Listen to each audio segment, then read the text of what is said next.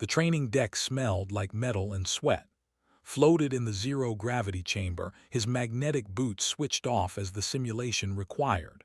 Around him, 60 cadets from across the galaxy prepared for the boarding drill. Most of them stood twice his height. Some had 4 arms. Others had scales thick enough to stop bullets. Was just human. 5 feet 9 inches of soft earth flesh in a universe built for warriors. "Pair up," instructor barked, his voice grinding through the translator like rocks in a crusher. The stood at the edge of the training deck, his crystalline body reflecting the harsh overhead lights. "You have 30 seconds to breach the enemy vessel. Begin." His partner was unnamed. The alien was massive, with shoulders as wide as a door and arms that looked like they could bend steel. Grabbed by the shoulder, his grip tight enough to bruise. "Try to keep up, Earth flesh," said through his translator. They launched into the simulation. Holographic walls materialized around them, creating the interior of a hostile ship. Pushed off a wall, trying to reach the objective marker floating in the center of the room. He was fast in zero gravity.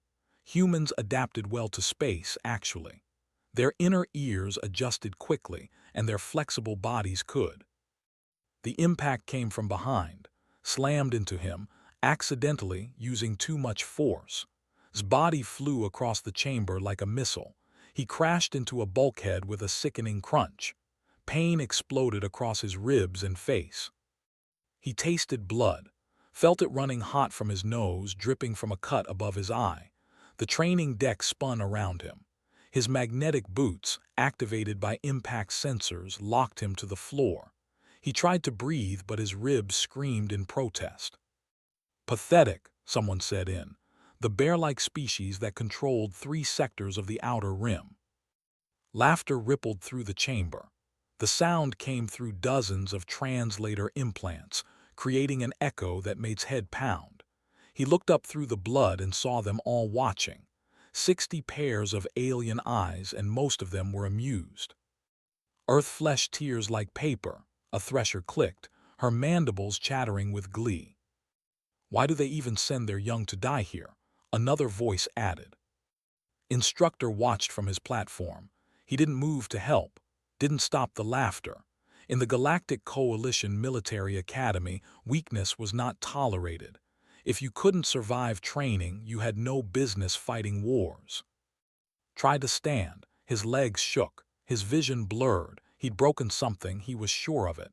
Maybe ribs, maybe his nose. The pain made it hard to think. Floated nearby, examining his own claws as if bored. "Sorry," he said, not sounding sorry at all. "I forgot humans are so fragile." More laughter. Felt shame burn hotter than the pain. He'd been here for 2 months, and every single day felt like this. Every drill ended with bruises. Every exercise reminded him that Earth was new to the stars, that humanity was the weakest species in the coalition, that maybe his instructors back on Earth had been wrong to recommend him for the academy. Across the training deck, Cadet watched the scene unfold. She was small even by human standards, barely reaching 5'3". Her black hair was tied back in a tight bun, regulation style. Her face showed nothing, but her hands were clenched into fists. Had endured 2 months of similar treatment. She'd been accidentally hit during combat drills. She'd heard the whispers in the mess hall about how Earth should have stayed isolated, how first contact with humans had been a mistake, how humanity would never produce real warriors. She'd stayed quiet, kept her head down, survived. But watching bleeding on the deck while aliens laughed, something inside her snapped. The other human cadet in their class of 60, the only other person from Earth in this massive facility orbiting a distant star.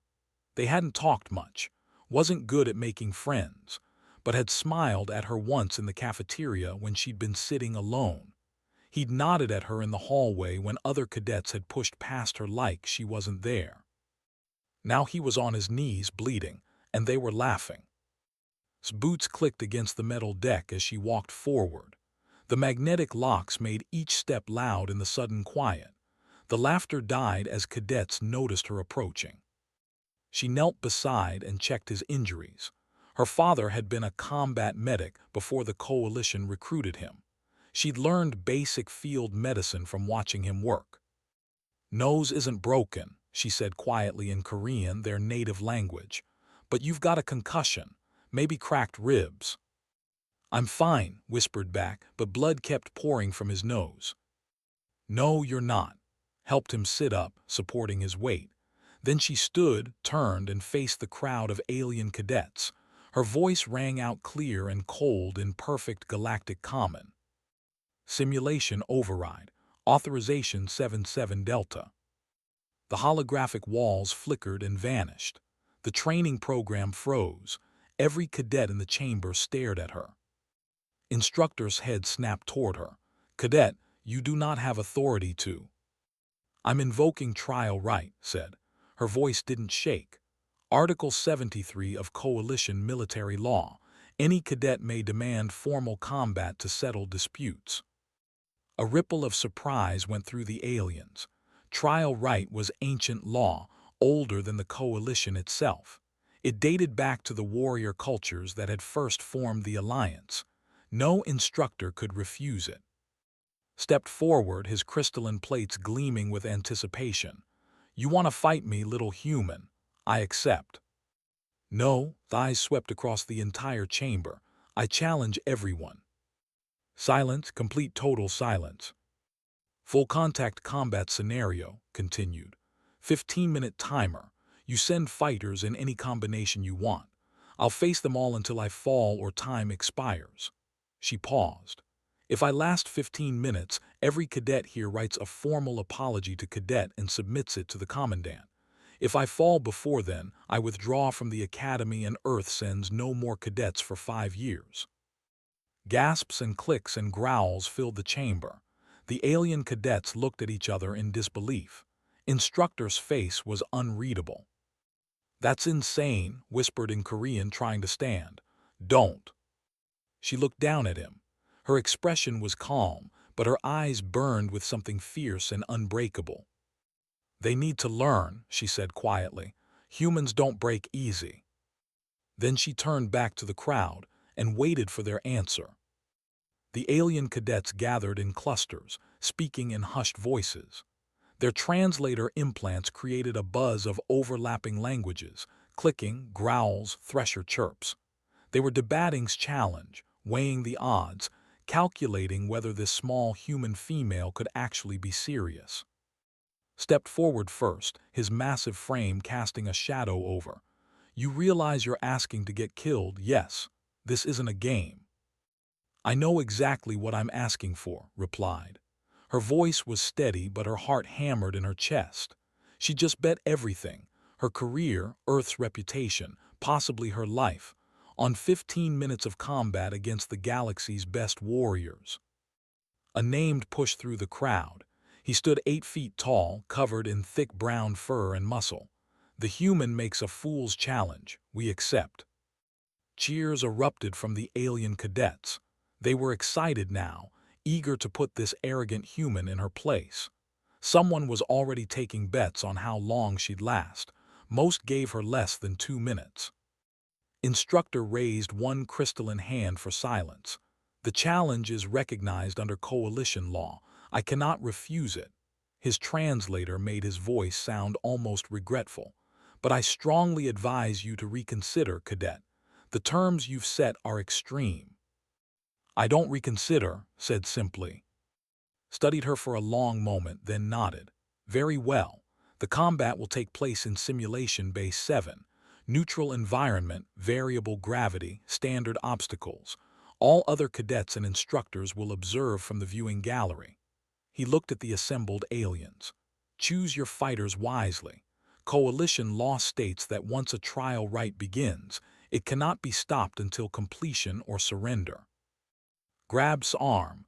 Blood still dripped from his nose, staining his uniform. "This is crazy," he said in Korean. "You can't fight all of them."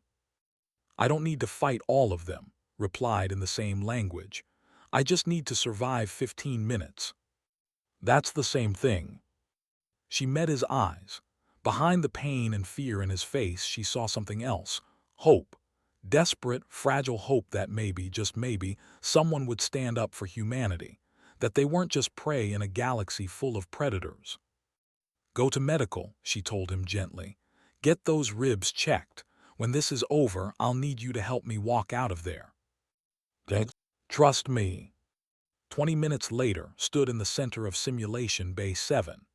The environment had been set to asteroid field, rocky terrain floating in zero gravity, some pieces as small as basketballs, others as large as houses. Gravity fluctuated in pockets, making movement unpredictable. It was designed to be confusing, chaotic, perfect for testing adaptability. The viewing gallery above was packed. Every cadet in the academy had come to watch. Instructors lined the back wall, their faces showing everything from curiosity to disapproval. Even Commandant had arrived, her massive form towering over everyone else. Stood pressed against the glass, bandages on his face, his ribs wrapped tight. Medical had given him painkillers, but he'd refused to stay in the infirmary. He needed to see this. War standard combat training gear, flexible armor designed to absorb some impact but not prevent injury. Her opponents would wear the same. No weapons, no shields, just hand-to-hand combat in a hostile environment. The lights dimmed. A holographic timer appeared in the air, 15 minutes glowing red. "Begin," his voice echoed through the bay. The timer started counting down. For 5 seconds, nothing happened. Then 4 threshers entered from the opposite side of the bay, their 6 legs gripping asteroid surfaces as they bounded forward. They moved like hunting insects, fast and coordinated. Their 4 arms ended in sharp claws, and their compound eyes tracked from multiple angles. The gallery fell silent. This was it, the moment humanity's reputation would be decided. The first thresher launched itself at claws extended. It was fast, faster than anything human. It expected her to dodge left where gravity was lighter. Dropped straight down instead, grabbing a small asteroid and yanking herself beneath the thresher's attack path. In Earth's fighting styles, when facing a stronger opponent, you use their momentum against them. She kicked upward as the thresher passed overhead, her boot connecting with its abdomen joint, a weak point she'd memorized from xenobiology class. The thresher shrieked and tumbled through space, crashing into a larger asteroid. The other 3 attacked together, didn't try to fight them head-on. She couldn't. They were stronger, faster, had more limbs, but she was smaller. In low gravity, mass was a disadvantage. She pushed off asteroids, changed direction mid-flight, used the chaotic environment to break their coordination. When one thresher got close, she didn't block its claws. She evaded by centimeters and struck its eye cluster with a precise elbow strike. Humans had been studying alien anatomy for 15 years, mapping every species, looking for vulnerabilities. The coalition databases focused on strengths. Human databases focused on weaknesses.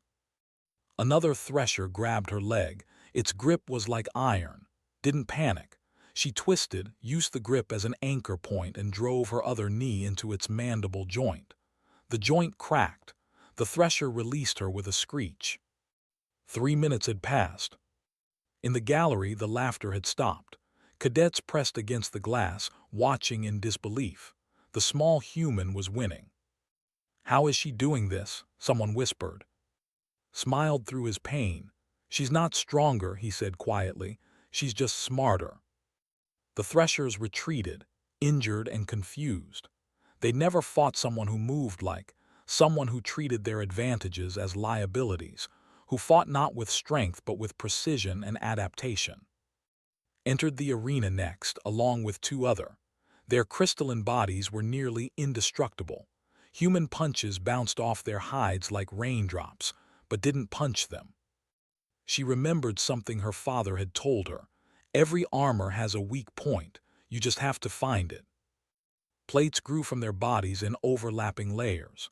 The growth pattern created tiny gaps at the joints, shoulders, knees, neck. gaps small enough that most species couldn't exploit them. But human fingers were precise. Human hands had evolved to make tools, to grip small objects, to work with delicate precision. When charged, grabbed a small rock from a passing asteroid. As he reached for her, she drove the rock's sharp edge into the gap at his shoulder joint. Not deep, but deep enough. The plate cracked, roared in pain and surprise. She moved like water, flowing around their attacks, targeting joints with stones and strikes, blinding their visual sensors with debris. When one tried to grab her, she used its own arm as leverage to swing herself behind it and kick the back of its knee joint. The fell, confused about how something so small could topple something so large. 8 minutes. Was bleeding now. A claw had caught her shoulder. A thresher had struck her ribs. Pain screamed through her body with every movement, but she kept moving, kept fighting. Because stopping meant losing, and losing meant Earth sent no more cadets. The entered and 3 others, massive bear-like warriors who'd conquered half the galaxy through sheer brutal force. They didn't rush in like the others. They'd been watching. They'd learned. "You fight well, human," rumbled, "but you're tired, you're bleeding, and we are fresh." He was right. His vision blurred at the edges. Her breath came in ragged gasps. Her muscles burned with exhaustion. But she was still standing. 12 minutes. 3 more minutes, that's all she needed. They charged as one, using their numbers to overwhelm her. There was nowhere to run, no trick left to try. Smiled through bloody teeth. She'd saved her last lesson for now. Humans were persistence hunters. On Earth, they'd chased prey for hours, days, never stopping until the target collapsed from exhaustion. Human bodies were built for endurance, for pushing past pain, for refusing to quit. They were stronger, but had something they didn't. She had a reason to fight. Force for Earth, for every human who'd ever been called weak. The timer hit 15 minutes. The simulation froze. Collapsed to her knees, gasping, bleeding, barely conscious. But she was still there, still undefeated. In the gallery, no one made a sound. The silence in the viewing gallery stretched like a physical thing. Hundreds of alien eyes stared at the small human kneeling in the center of the asteroid field, blood dripping from her wounds, chest heaving with exhaustion. The holographic timer blinked zeros. 15 minutes. She'd done it. Commandant stood from her seat, her crystalline body catching the light. She was old by standards, a veteran of 30 campaigns, a warrior who'd fought in battles that had shaped the coalition. She'd seen every type of fighter the galaxy could produce. She'd never seen anything like this. The Commandant activated her communicator. "Medical team to Simulation Bay 7, immediately." Then she strode toward the bay entrance, her heavy footsteps echoing through the corridor. In the arena, tried to stand and failed. Her legs wouldn't obey. Everything hurt, ribs, shoulder, face, hands. She could taste blood in her mouth. One eye was swelling shut. But through her remaining eyes she saw the backing away, their expressions uncertain. She saw the threshers clicking nervously to each other. She saw staring at her like she was a creature from a nightmare. The bay doors opened. Commandant entered, followed by medical staff with floating stretchers. But the Commandant held up one hand, stopping them. She walked alone to where knelt, each step deliberate and measured. Forced herself to look up at the massive. Even on her knees, even barely conscious, she refused to lower her eyes. Stood over her for a long moment. Then she spoke, her voice carrying through the bay's speakers so everyone could hear.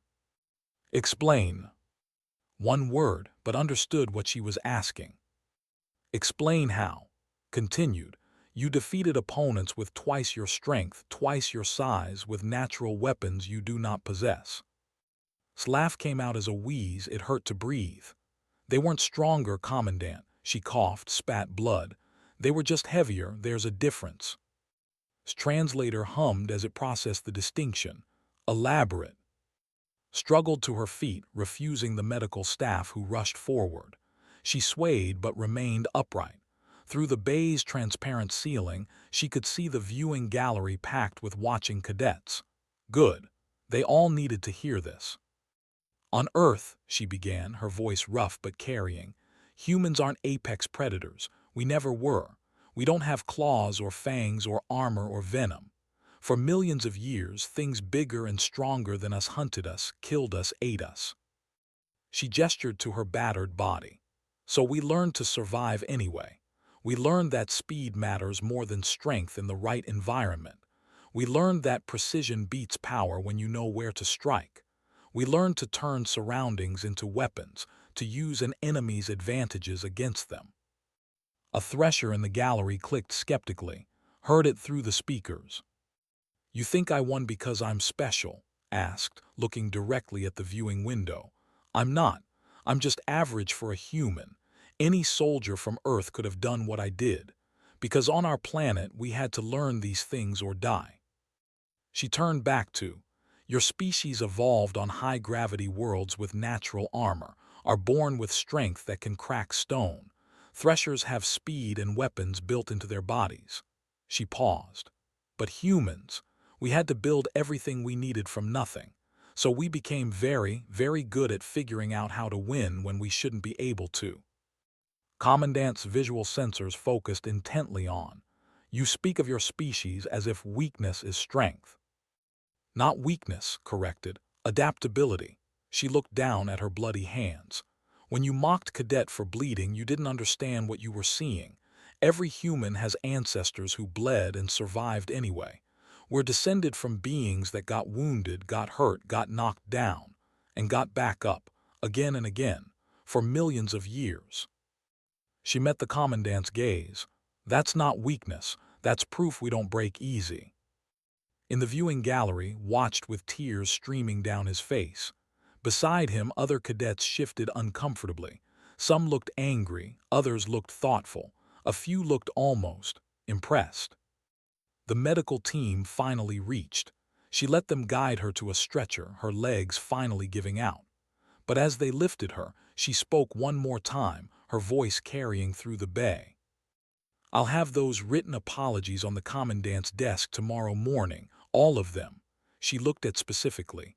"That was our agreement." Then consciousness left her, and the world went dark. Woke in the medical bay 6 hours later. Her body was wrapped in regenerative bandages that tingled against her skin. Alien medical technology was incredible. Injuries that would have taken weeks to heal on Earth would be gone in days here. Sat in a chair beside her bed, his own bandages still visible on his face. When he saw her eyes open, he smiled. "You're insane," he said in Korean. "Completely insane." "Did it work?" Her voice was hoarse. "The Commandant collected 60 written apologies this morning. They're on her desk right now." Smile widened. This was 3 pages long. He wrote about how he'd underestimated human resilience and tactical thinking.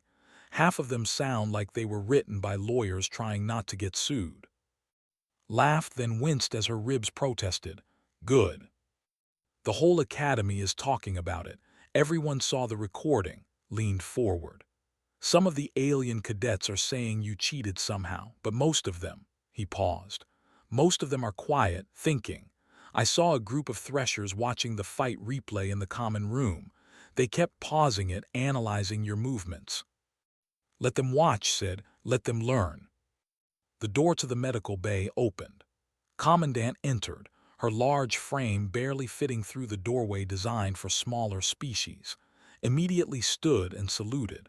Tried to sit up, but the Commandant waved her back down. "Remain resting, Cadet," pulled up a chair, specially reinforced for weight, and sat. "I've reviewed your combat performance 17 times. I've consulted with the other instructors and with Coalition High Command." Stomach tightened. Was she in trouble? Had she violated some regulation she didn't know about? "Your fighting style is unlike anything taught at this academy," the Commandant continued. "It is not power strike doctrine, not grappling, not thresher speed hunting. It is something else entirely." "It's human," said simply. "Yes," nodded slowly. And that is the problem we now face. The Coalition has trained warriors for 300 years using methods that work for species with natural advantages. But Earth brings no such advantages. Your species arrives at the Academy and we attempt to teach you to fight like or threshers. The Commandant's translator carried what might have been frustration. We have been teaching you wrong. Blinked in surprise, Commandant.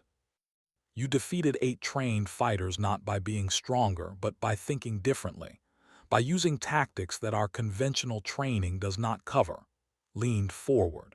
Every species in the Coalition fights based on their evolutionary advantages. Humans have no such advantages, so humans must fight differently. The Commandant stood, her shadow falling across bed. There is an admiral arriving tomorrow, Admiral Park, the highest-ranking human in Coalition Fleet Command. She has requested to meet with you. Visual sensors glittered. I believe she will have questions about how you intend to change our training methods. Change of the training methods, repeated. Did you think your victory would go unnoticed? The Commandant's translator carried something that might have been amusement. You've proven that human combat doctrine has value. Now you must teach it. She turned to leave, then paused at the door. The laughter has stopped, Cadet. Now comes the harder part, making them understand why. The door closed behind her, leaving and alone in stunned silence. Finally spoke. Did she just say you're going to teach alien warriors how to fight like humans? Stared at the ceiling, her mind racing. I think she did. Can you do that? She thought about her father's lessons, about Earth's history of warfare, about the millions of humans who'd learned to survive against impossible odds. She thought about every martial art, every strategy, every desperate innovation humans had created when faced with stronger enemies. Yes, she said quietly, I think I can. Outside the medical bay window, stars stretched across the black of space, a galaxy full of species that had evolved as conquerors. And somewhere among those stars was Earth, a small blue planet whose people had evolved as survivors. It was time the galaxy learned the difference. Admiral Park arrived at Military Academy aboard a Coalition cruiser the next morning. The docking bay filled with whispers as cadets watched the ship settle onto its landing pad. Human admirals were rare in the Coalition fleet. Earth had only been part of the Alliance for 15 years, and most humans still served in junior positions. And stood at attention in the observation gallery above the bay. Medical had cleared for light duty, though regenerative bandages still covered her ribs and shoulder. Every breath came with a dull ache, but she could move without wanting to scream. That counted as progress. I've never met an admiral before, whispered, trying not to move his lips. Have you? Once, at graduation from Earth's training facility, kept her eyes forward. She gave a speech about representing humanity among the stars. I didn't really listen. Maybe you should have. The cruiser's ramp descended. Admiral Park emerged wearing a Coalition fleet uniform with 5 stars on her collar, the highest rank any human had achieved. She was in her 50s, with gray threading through her black hair, and she moved with the confidence of someone who'd fought for every inch of respect she'd earned. Behind her walked 2 aides and a security detail. The Admiral's eyes swept the docking bay, taking in everything with a soldier's assessment. Then she looked up at the observation gallery and her gaze locked onto. Fought the urge to step back. Even from 50 feet away, those eyes felt like they could see straight through her. Commandant met the Admiral at the bottom of the ramp. They spoke briefly, too quietly for to hear. Then both of them headed toward the elevator that led to the observation level. They're coming here, said, his voice rising with panic. Why are they coming here? Because she wants to meet the cadet who challenged 60 aliens and lived, replied. Her own heart hammered in her chest. Stay calm, we're not in trouble. How do you know? Because if we were in trouble, we'd be in the brig right now, instead of standing in an observation gallery. The elevator doors opened. Admiral Park and Commandant stepped out, followed by the security detail. The few other cadets in the gallery immediately saluted and scattered, giving them space, and snapped to attention, arms rigid at their sides. Admiral Park walked straight to and stopped 2 feet away, studying her with the intensity of someone examining a weapon. The silence stretched for 10 seconds, 20, 30. Finally, the Admiral spoke in Korean. "At ease, both of you." Relaxed slightly but kept her posture military straight. "Did the same." "Cadet," the Admiral said, switching to Galactic Common so could understand. "I saw your injury report from yesterday. How are you feeling?" "Better, Admiral. Medical cleared me this morning." "Good." Admiral Park turned to. "And you, Cadet, I've watched the recording of your combat trial 7 times now. I've read the incident reports. I've reviewed your entire Academy record." She paused. "I have questions." "Yes, Admiral." "First question, why did you set those specific terms? You could have challenged just the cadet who injured. Instead, you challenged everyone and bet Earth's future Academy slots on the outcome." Chose her words carefully. "It wasn't about one cadet, Admiral. It was about what they all believed, that humans are too weak to be here. If I'd only fought one alien, they would have called it luck. But fighting multiple opponents for 15 minutes, that couldn't be luck. It had to be skill." Admiral Park's expression didn't change. "You risked your career and Earth's reputation to make a point." "Yes, Admiral." "That was either brilliant or incredibly stupid. I haven't decided which yet." The Admiral turned to face the docking bay window, looking out at the stars. "Do you know how many humans serve in the Coalition military, Cadet?" "Approximately 12,000, Admiral." 12,347 as of last week, out of 3 billion Coalition personnel. Admiral Park's voice was quiet but sharp. "We're a statistical anomaly. Most species barely notice we exist, and the ones who do notice tend to view us as novelties. Weak creatures from a light-gravity world who somehow convinced the Coalition to grant us membership." She turned back to face them. "Yesterday, you gave them a reason to stop viewing us as weak, but you also created a problem." Frowned Admiral. "Show me your hands." Confused, held out her hands. They were still bruised from the fight, knuckles scraped and swollen despite medical treatment. Admiral Park took one of his hands in hers, examining it. Human hands. 15 bones in the palm and fingers, 27 bones total counting the wrist. Capable of precise manipulation, tool use, fine motor control. She released hand. Not designed for punching through armor or crushing skulls. Yet yesterday you disabled 8 opponents who were built for exactly that. The Admiral walked to the window, hands clasped behind her back. For 15 years, Coalition training has tried to make humans fight like aliens. Strength training to match power, speed drills to match thresher reflexes, endurance work to match stamina. She shook her head.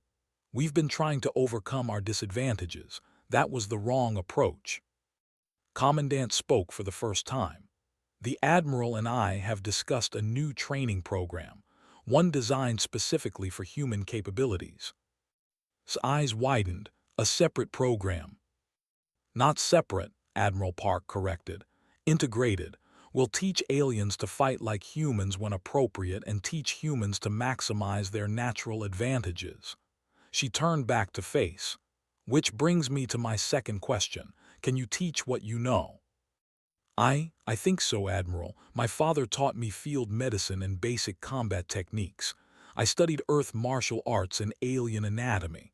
I watched human military history files, learned how our ancestors fought when outnumbered and outmatched." Paused. "But I'm not an instructor. I'm just a cadet." "You were just a cadet," Admiral Park said. "As of this morning, you've been promoted to training assistant, pending approval from Academy staff. Your primary duty will be developing curriculum for human combat doctrine." The words hit like a physical blow, struggled to process them. "Admiral, I'm 19 years old. I've been at this academy for 2 months. I don't have the experience to." You have exactly the experience we need, the Admiral interrupted. You understand how to win when you're the weakest person in the room. You know how to turn disadvantages into advantages. That's not something I can teach from a manual or a lecture. She stepped closer. Every human cadet who comes to this academy faces what you faced yesterday. They need someone who can show them they belong here, someone who's proven it. Spoke up hesitantly. Admiral, if is developing training programs, can I help? Admiral Park looked at him, then at, you two work well together. We're the only humans in our class, said. We have to work well together. A slight smile crossed the Admiral's face. Cadet, you're assigned as assistant to the assistant. Your job is to help Cadet develop and test training methods. She looked at both of them. This won't be easy. Most alien cadets will resist learning from humans. The instructors will be skeptical. High Command will be watching every move you make. One failure and they'll shut this program down. Understood, Admiral said. Good. Admiral Park pulled out a data pad and handed it to. These are preliminary curriculum requirements from Coalition High Command. You have 6 weeks to develop a basic training module. It needs to demonstrate clear combat advantages that any species can learn. If it works, we expand the program. If it doesn't, she didn't finish the sentence. She didn't need to. Commandant spoke again. I am assigning you a training room and access to simulation systems. You will also have volunteer cadets. She emphasized the word volunteer, who have requested to participate in your program. Volunteers, echoed, who volunteered. Check your roster, said simply. Activated the data pad. A list of names appeared, along with species identifiers. She scanned through them, expecting maybe 5 or 10 names. There were 43, including. Stared at this name on the list, unable to believe what she was seeing. The cadet who'd mocked humans, who'd been so confident he could crush her, had volunteered to learn from her. Why, she whispered. Admiral Park's expression softened slightly. Because you showed them something they'd never seen before. You made them question their assumptions. She nodded toward the data pad. Not everyone will be receptive. Some volunteered just to prove you wrong, but others genuinely want to learn. The Admiral walked to the elevator, her security detail falling in behind her. At the doors, she paused and looked back. One more thing, Cadet, your combat trial yesterday. It's already being discussed at Coalition High Command. Some officials are angry. They think you disrespected military tradition and proper chain of command. Her eyes hardened. But others see what I see, the beginning of something important, something that could change how we think about strength and warfare. The elevator doors opened. Admiral Park stepped inside. Don't waste this opportunity, she said as the doors closed. Earth is counting on you. The elevator descended, leaving and alone with Commandant. The Commandant looked at them both for a long moment. Training begins tomorrow at 0600 hours. Your first session will be observed by senior staff. I suggest you prepare well. Yes, Commandant, they said in unison. Left, her heavy footsteps echoing down the corridor. Let out a breath he'd been holding. This is really happening. We're going to teach alien warriors how to fight. Looked down at the data pad, at the list of names, at the curriculum requirements. 6 weeks to prove that humanity deserved respect. 6 weeks to show that being human wasn't a weakness. 6 weeks to change everything. Yes, she said quietly, we are. 6 weeks passed like a blur of exhaustion and determination. Stood in training room 12, watching 43 cadets from 7 different species attempt a drill she designed. The exercise looked simple. Cross a field of floating obstacles while 3 opponents tried to stop you. But the catch was that the opponents were twice your size and strength. You couldn't win by overpowering them. You had to outsmart them. No, no, no, called out as a cadet tried to shoulder charge through a blocker. You're thinking like your opponent expects. What did we discuss about expectations? The female named growled in frustration. Use expectations as a weapon. Exactly. Your opponent sees and expects strength and direct confrontation, so give them something else. Show me the redirect technique we practiced. Try it again. This time when the move to block she didn't charge. She feinted left, dropped low, and used this own momentum to spin past him. It wasn't perfect, her timing was off by half a second, but it worked. She reached the goal marker. Better, said, again faster this time. Moved through the training room with a data pad, recording performance metrics. His ribs had healed completely, and he'd thrown himself into the training program with the energy of someone who'd found his purpose. He was good at this, good at breaking down techniques into teachable steps, good at spotting which cadets needed extra help. In the corner, practiced hand-to-hand drills with a thresher. The massive moved carefully now, precisely, using techniques that emphasized accuracy over raw power. He'd been the most dedicated volunteer, showing up early to every session and staying late to practice. He still hadn't apologized to directly. The written apology had been formal and distant, but his presence here, day after day, said more than words could. The training room doors opened. Commandant entered, followed by Admiral Park and 3 senior coalition officers, a general, a Thresher fleet commander, and a tactical advisor. They'd come to observe the final evaluation, the test that would determine whether human combat doctrine had value for the wider coalition military. Stomach tightened. This was it. 6 weeks of work coming down to one demonstration. Cadets' attention, called out. The 43 volunteers immediately stopped their exercises and formed ranks. They stood straight, focused, ready, felt a surge of pride. 6 weeks ago, most of these cadets had mocked humans. Now they stood waiting for her instruction. Admiral Park stepped forward. At ease. Commandant has informed me that you're prepared for final evaluation. Is that correct, training assistant? Yes, Admiral said, her voice steady despite her nerves. Then proceed. Show us what 6 weeks of training has accomplished. Nodded to, who activated the simulation system. The training room transformed into a hostile environment, a damaged space station with failing gravity, debris floating everywhere, multiple entry points for enemies.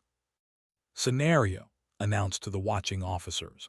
A coalition team needs to secure a critical station before enemy forces arrive. The team consists of 4 cadets of mixed species. Their opponents are 6 hostiles with superior numbers and firepower. She paused. Traditional doctrine would call this mission impossible or require heavy casualties. We'll show you another way. She'd chosen 4 volunteers carefully. A Thresher named, and a human cadet named who'd arrived at the academy last week. 4 species, 4 different natural advantages, 1 shared training. The simulation began. Enemy fighters, played by training drones programmed with standard coalition combat protocols, entered from multiple directions. They moved aggressively, expecting the outnumbered team to defend a single position. But the team didn't defend. They scattered, using the environment exactly as had taught them. Despite his size, moved through the debris with careful precision, using cover instead of relying on his armor. Used her strength not for charging but for throwing large debris to create new cover positions. Speed became a tool for quick strikes and faster retreats. And small and weak by alien standards became the coordinator, calling out enemy positions, directing team movements, turning 4 individuals into one cohesive unit. The enemies never stood a chance. They'd been programmed to fight opponents who behaved predictably, who used their natural advantages in expected ways. This team fought like humans, adaptable, creative, relentless. Within 8 minutes, all 6 hostile drones were disabled and the station was secured. 0 casualties. The senior officers watched in silence. Then the general spoke, his translator making his voice sound like grinding gravel. Run it again. Same scenario, but give the enemies human combat protocols instead of standard training. His heart sank. That was much harder. Enemies who fought unpredictably, who adapted to your tactics, who didn't follow the patterns most cadets had memorized. But she nodded. Reset simulation. Enemy combat protocols set to human adaptive doctrine. The second run was brutal. The enemy drones adapted to every tactic, countered every strategy. But the team adapted too, falling back on the core principles had drilled into them. When your plan fails, make a new plan. When your strength fails, find a different strength. When you can't win, survive long enough to figure out how. This time it took 23 minutes and took a simulated injury that would have required medical attention. But they won. The senior officers conferred quietly among themselves, tried to read their expressions and failed. Alien faces were hard to interpret even after 6 weeks of working with them daily. Finally, Commandant spoke. The results are evident. Your training has produced measurable improvements in tactical flexibility and adaptive response. She looked at, Training Assistant, do you believe this doctrine can be taught on a larger scale? Yes, Commandant. The principles work for any species because they're based on problem-solving rather than physical advantages. Any cadet can learn to adapt, to think creatively, to use environment as a weapon. The tactical advisor stepped forward. His name was, and he'd fought in more battles than had years of life. I have observed your methods. They are unorthodox, undisciplined by our standards. His visual sensors fixed on her, but effective. I cannot deny the results. Admiral Park smiled slightly. Then let's discuss implementation. The Coalition Military Academy will integrate human combat doctrine into standard training, starting next quarter.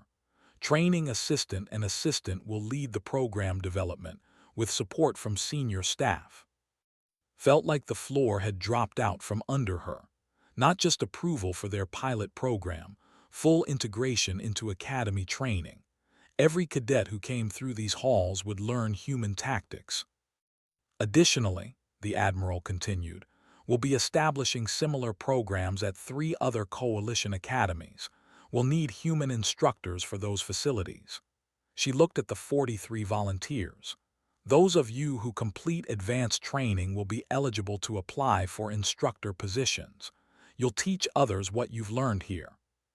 The cadets erupted in excited chatter. Even the normally stoic showed enthusiasm, their crystalline plates catching light as they turned to congratulate each other. Only remained quiet.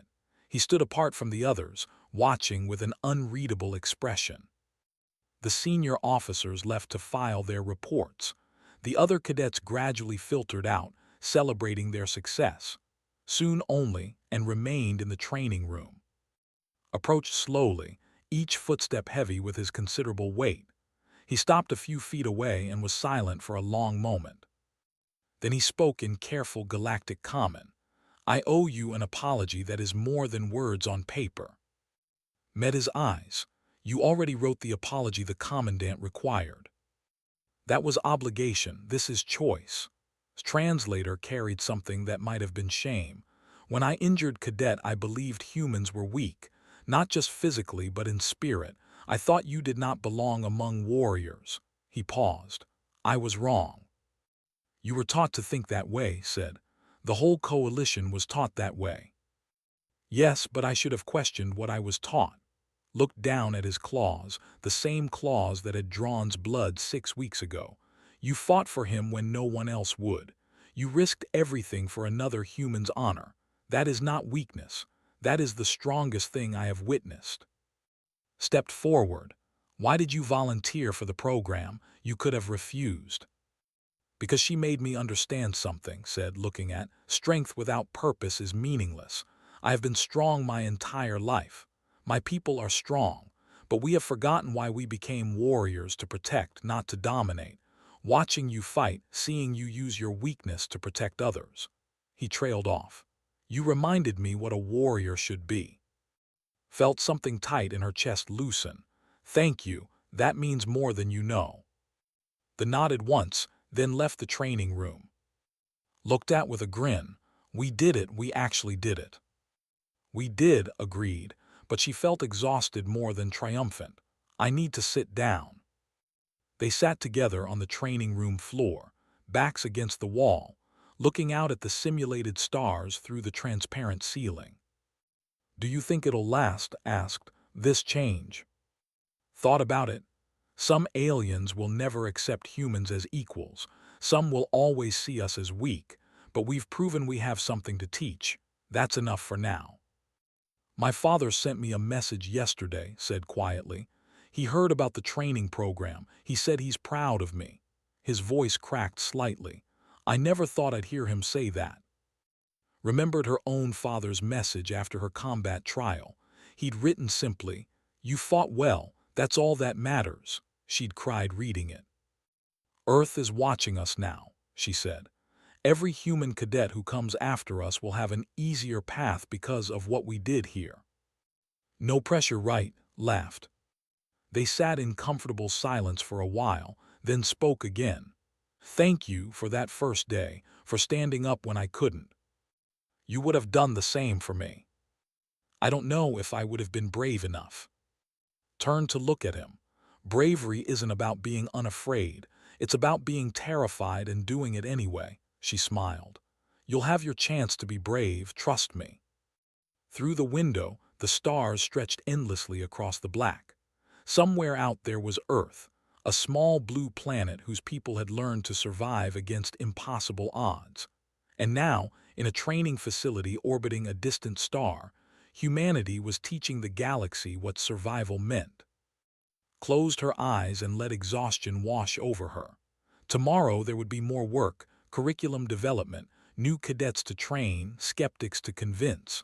But tonight she could rest. She'd made the laughter stop. She'd proven that humans belonged among the stars. And she'd shown that sometimes the weakest link in a chain is actually the strongest, because it's learned to bend without breaking, to adapt without breaking, to survive what would destroy others. On Earth, humans had a saying that had survived for thousands of years, passed down through countless generations who'd faced monsters and disasters and wars and won anyway. Fall 7 times, stand up 8. The galaxy was learning what that meant. And 19 years old and barely 5 feet 3 inches tall, had taught them the first lesson. There would be many more to come.